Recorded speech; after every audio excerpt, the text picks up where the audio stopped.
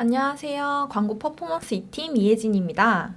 오늘은 뷰티 초기 브랜드, 어떤 광고부터 어떻게 시작해야 할까 1탄 주제로 가져왔는데요. 일단 이제 막 사업을 시작하시는 분들, 그리고 이제 신생 브랜드, 초기 단계 광고주분들을 위해 준비한 인사이트로 봐주시면 될 것 같습니다.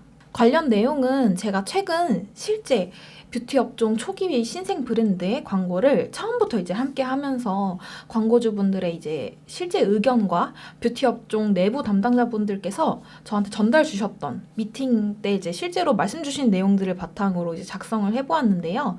가볍게 초기 단계 컨설팅 내용으로 봐주시면 될 것 같습니다.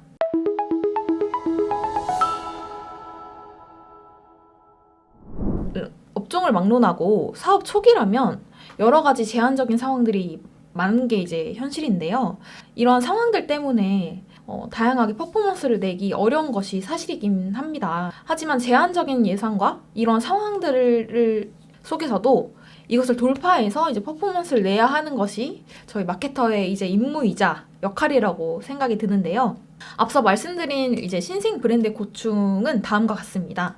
우선 첫 번째, 낮은 브랜드 인지도인데요. 신생 브랜드라서 아직 브랜딩이 이제 구축되지 않았고 따라서 낮은 브랜드 인지도를 가지고 있습니다. 브랜드 이미지를 중요하게 생각하고 구매하는 소비자분들에게는 구매 전환까지 이루어지기 쉽지 않기 때문인데요. 예를 들어 제가 기초 화장품 중에 이제 에센스를 예시로 들어볼게요. 에센스 같은 경우 자사 브랜드의 모델명, 그러니까 상품명이 되겠죠?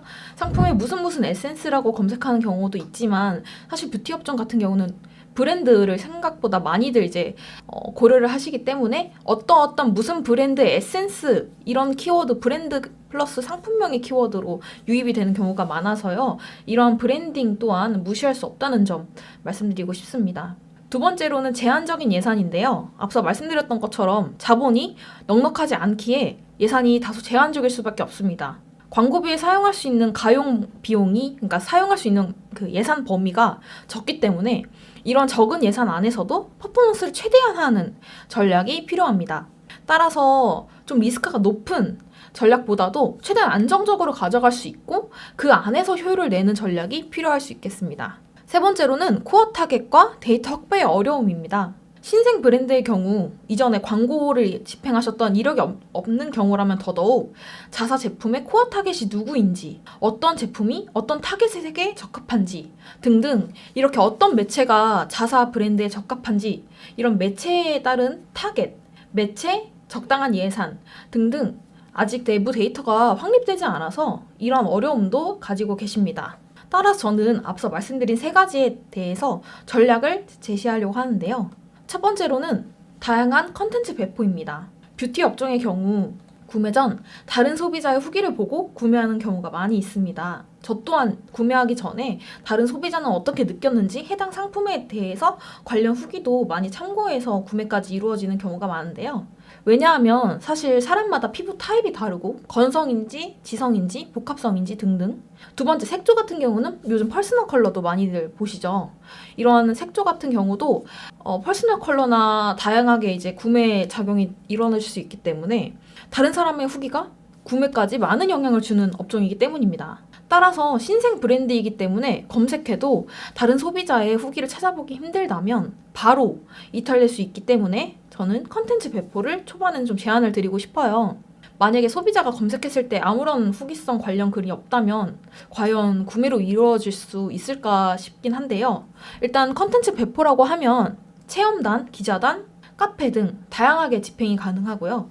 그리고 경우에 따라서는 이제 네이버 뷰티 블로그 인플루언서, 인스타 뷰티 인플루언서와 같이 협업을 진행해 볼 수도 있습니다. 두 번째로는 예산 분배 중요성입니다. 초기 브랜드인 경우 앞서 말씀드렸던 것처럼 예산이 보수적일 수밖에 없죠. 따라서 이런 보수적인 예산이라면 더더욱 매체에 맞는 예산 편성이 필요합니다. 많은 광고주분들께서 저희 네이버도 하고 싶어요. 저희 메타도 하고 싶어요. 저희 구글도 하고 싶어요. 말씀 주시는데요. 사실 저희가 이제 제안 드리는 경우는 이렇게 다 매체를 운영하는 경우 그리고 예산이 보수적이라면 더더욱 하나의 매체에서만 집중해서 운영하시는 것을 제안드리고 있어요. 만약에 예를 들어 예산이 100만 원이라고 가정을 해볼게요. 그래서 광고주분들께서 네이버 검색 광고에는 50만 원, 메타에는 50만 원 사용하고 싶어요 라고 말씀 주시면 사실 그런 제안보다도 저희는 하나의 매체에 선정해서 원래산 100만 원으로 운영하시는 방향으로 제안을 드리고 있습니다. 일단 첫 번째 이유로는 너무 보수적인 예산으로는 그 어떤 매체로도 최대의 효율을 보기 어렵기 때문입니다. 네이버 검색 광고에서 월 예산이 50만 원이라면 곧 하루가 한 달에 30이라고 가정을 했을 때 일 예산이 곧 아마 16,666원으로 이렇게 떨어질 거예요. 아마 대략적으로 16,600원이라고 가정을 했을 때 사실 이 16,600원의 일 예산은 키워드 입찰가가 700원짜리 키워드 23번 클릭되면 광고가 종료되게 됩니다. 하루 24시간이 다 안 돌아가고 중단될 수도 있는 이슈가 있기 때문에 최소 일 예산은 3만 원 정도로 봐주셔야 할 것 같습니다. 따라서 메타 같은 경우도 사실 동일한데요. 일 예산 16,600원 정도로는 소재에 따른 A/B 테스트도 진행해보기 어렵기 때문에 자사 브랜드에 맞는 소재가 어떠한지, 어떠한 후킹성 멘트나 어떠한 후킹성 소재가 자사에 적합한지 테스트를 해보기 어렵습니다. 따라서 타겟에 따라 운영도 어려운데요. 넌 타겟과 맞춤 타겟, 유사 타겟 등등 세부적인 타겟으로 운영하기에는 예산이 너무 보수적이기 때문에 이런 인사이트를 얻기 위해서는 하나의 매체에서 좀 집중해서 운영하신 다음에 그 내용을 토대로 확장시켜서 네이버나 메타 이렇게 추후에 확장되는 방향으로 제안을 드리고 있어요.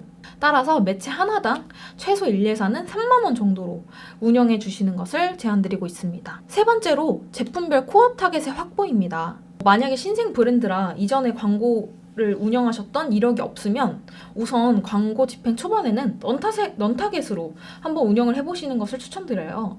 넌타겟이라고 하면은 코어 타겟보다도 좀 더 못을 넓혀서 예를 들어 2030이 아닌 2050까지 이렇게 확장시켜서 타겟을 넓혀서 운영해 보시는 것을 추천드리고 있는데요. 광고주분들께서는 자사의 상품이 워낙 상품력이 좋기 때문에 해당 내용에 대해서도 예를 들어 A 제품은 2030 여성들이 많이 구매할 거야 라고 예측을 하셨겠지만 실제 광고를 운영해보면 광고주분들께서 말씀하시는 내용과 다른 데이터를 또 확인할 수 있거든요. 예를 들어서 광고 집행 데이터를 확인했을 때 예상과 달리 생각보다 2030은 장바구니만 담고 구매로는 이루어지지 않네. 하지만 반면에 3040은 구매까지 잘 이루어지네. 등등 이렇게 코어 타겟을 직접 데이터로 확인해 보실 수 있는데요. 이렇게 실제로 광고를 운영해 보기 전까지는 제품의 코어 타겟 확인이 어렵고 사실 미루어 짐작하는 예측이 아니라 눈으로 보이는 확실한 데이터로 바탕으로 마케팅을 하시는 것이 중요합니다. 사실 오늘은 대략적인 전반적인 내용으로 이제 전달을 드렸는데요. 이후 2탄에서 매체별 세부적인 전략에 대해서 말씀드릴 수 있도록 하겠습니다. 지금까지 뷰티 업종 관련해서는 사실 업체마다 차이가 크고 같은 뷰티라고 해도 기초 화장인지 색조인지 쿠션인지 등등 여러 가지로 카테고리가 나눠지기 때문에 보다 자세한 피드백은 연락 주시면 제가 데이터 분석하고 나서 말씀드리도록 하겠습니다. 지금까지 광고 퍼포먼스 2팀 이혜진이었습니다. 감사합니다.